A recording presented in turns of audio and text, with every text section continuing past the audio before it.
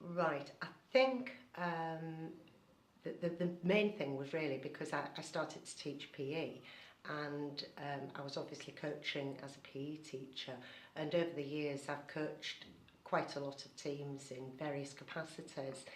And then a number of years ago I had quite a serious back injury, which meant that my playing days were over, and I really had wanted for a long time to coach youngsters in a club situation, and I'd never previously had the time, but that sort of inspired me and gave me the motivation to get started with a junior club, which is what I did, and it took off really, really well, and we've got a thriving junior club now. Career highlights as a player or a coach.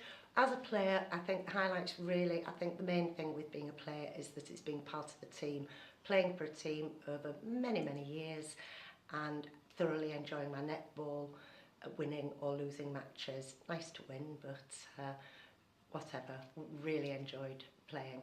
As a coach, I think the highlights have been to see the girls progress over the last number of years, from not knowing very much about netball to progressing through to being quite competent players, but most of all really enjoying the game. I think initially my inspiration came from when I was a schoolgirl, and from my physical education teacher at school. She was very keen on netball, and she got all the girls very, very involved, and consequently I've carried on from there.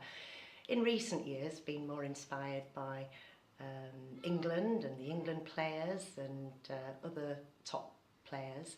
But I have to say now, I get a lot of inspiration from the girls at the club, because they're so enthusiastic, and when you see them succeeding in lots of different ways, that gives you a lot of inspiration to carry on. I think top tips for coaches, I think the first one is to make sure that all the sessions, all the training sessions, and all the contact that you have with the kids is enjoyable for them to have an enjoyable experience, and for them to come away feeling good about themselves. That's one of them. Also, I would say to make sure that you're up to date with resources.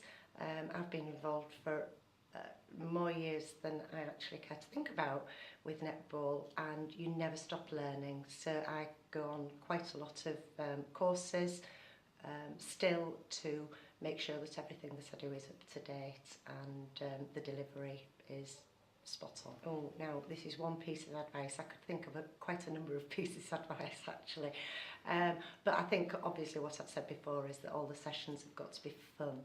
The kids have got to enjoy the netball, whether they're winning or losing the matches. They've got to enjoy it, full stop.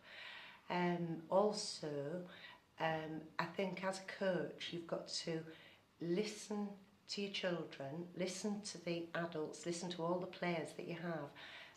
I run a junior club, and we've got 7 squads, and all their needs are different. And I think as a coach, you've got to make sure that you are doing it for the players, and they're getting out of it what they want out of it. I think what inspires me to do this year after year, in the cold, in the wet, and in the nice weather as well. First of all, I think you've got to be slightly mad.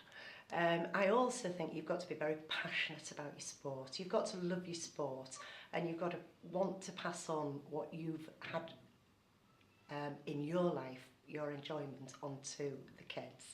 So that inspires me.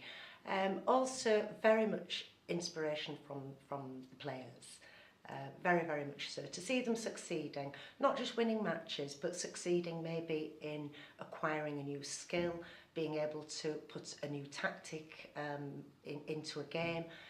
That's inspiring. And also to see the pleasure that the players get from the sport as well.